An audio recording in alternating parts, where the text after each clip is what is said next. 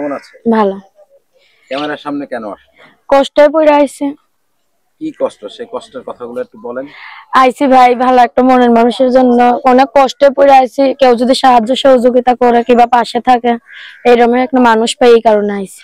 কি কষ্ট আপনার জীবনে? কষ্ট খাইতে পারি না, মানুষের বাসায় কাজ করি।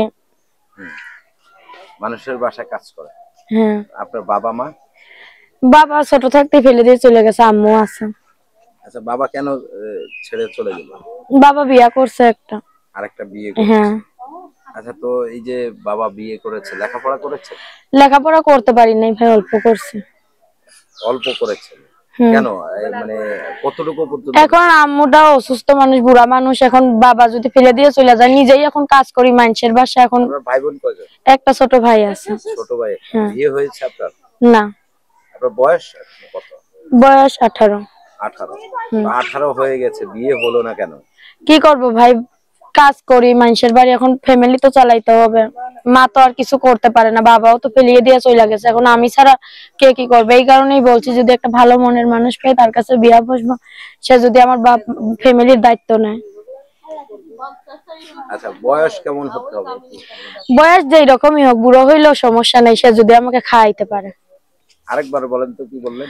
বললাম বয়স যতই হোক, বুড়া হইলেও সমস্যা নেই, সে যদি আমাকে খাওয়াইতে পারে। আপনি 18 বছরের একটা মেয়ে বয়স্ক লোকের কাছে আসলে খাইতে না পারলে মানুষ সবই করে। খাইতে না পারলে মানুষ সব করে? হ্যাঁ।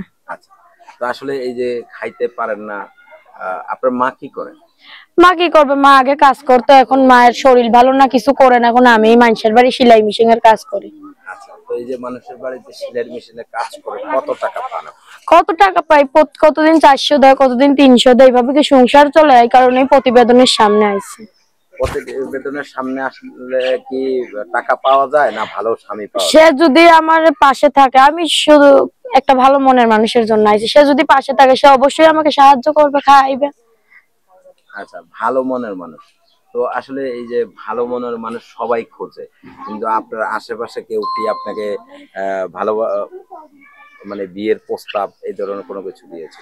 না দিলেও আমি যে আমাকে খাইতে পারবে আমি তার কাছে বসবো, যে আমাকে যা পারবে না খাইতে আমি তার কাছে বসবো না। আর এখন বিয়া বসলে তো যৌতুক চাই।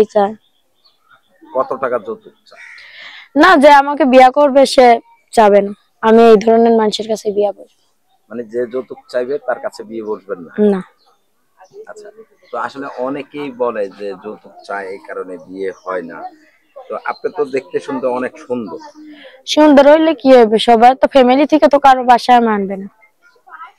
আচ্ছা, তো এই সুন্দর দেখে কি কেউ এমনি এমনি বিয়ে করতে চায় না? এখন সেইটা তার ধারণা। প্রেম করেছেন কখনো? না। প্রেমের প্রস্তাব পান নাই? পাইলে কি হবে, করি না।